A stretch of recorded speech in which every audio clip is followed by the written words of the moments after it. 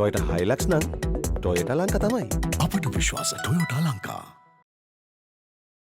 Former State Minister of Agriculture Shasheendra Rajapaksa was arrested by officials of the Commission to investigate allegations of bribery and corruption this morning. The arrest was in connection with an incident where the former State Minister had allegedly obtained compensation for a building constructed illegally on a plot of state-owned land in Kiribanvawa, Sevanagala, which was set ablaze during the 2022 island-wide protests by threatening state officials. Rajapaksa, who was brought before the Bribery Commission for interrogation, was subsequently presented before the Colombo Chief Magistrates Court. During proceedings, Chief Inspector AHMG Abhay Singha, who represented the Bribery Commission, outlined the findings of the investigation. Presenting key evidence, Abhay Singha said the building in question stood on a government land in Sevanagala under the jurisdiction of the Mahawali Authority. No private party had been granted a legal license for its use. Despite this, the suspect had unlawfully constructed a building on the site and operated a political office, which was later destroyed during the mass protests on May 9, 2022. He disclosed that the suspect had submitted a claim for compensation, but under the name of a third party, Manoj Ekanayaka. The Compensation Office rejected this request twice, citing the state ownership of the land. Subsequently, the suspect is alleged to have exploited his official influence to pressure certain officials of both the Compensation Office and the Mahawali Authority. Eventually, 8.85 million rupees in compensation was approved in the name of Ekanayaka, who later admitted in his statement that he transferred the funds to the suspect on two separate occasions.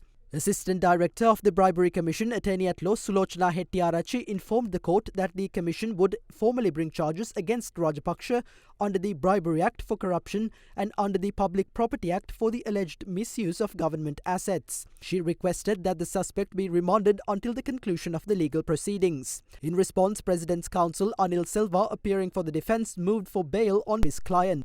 After reviewing the submissions, Colombo Chief Magistrate Tanuja Lakmali denied bail and ordered that Shasheendra Rajapaksa be held in remand custody until August 19th.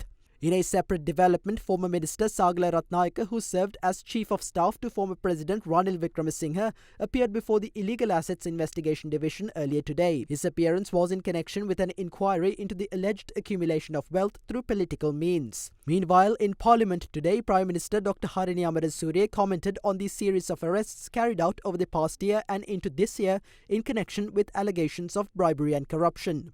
As of the end of 2024, a total of 86 individuals had been arrested in connection with bribery and corruption cases. This includes 34 individuals apprehended for bribery and 29 others for corruption-related offences. Among them were 7 politicians and 58 former state officials. Additionally, 28 civilians were arrested during the same year over allegations of bribery. As of June 30th, 2025, 42 more arrests have been made, 28 on bribery charges and 14 on corruption charges. These figures include 9 civilians, 6 of whom were involved in bribery cases and 3 in corruption cases. Notably, 5 relatives of politicians have also been arrested for bribery within this period. These developments bring the total number of arrests in just the first 6 months of this year to 63. දේශපාලන ශේෂ්ත්‍රය තුලින් මේ දූෂිත මානසිකත්වයක් ඇති වෙන තත්වය වෙනස් කිරීම සඳහා ඔබතුමිය ගනු ලබන කඩිනම් ක්‍රියාමාර්ග තිබෙනවාද?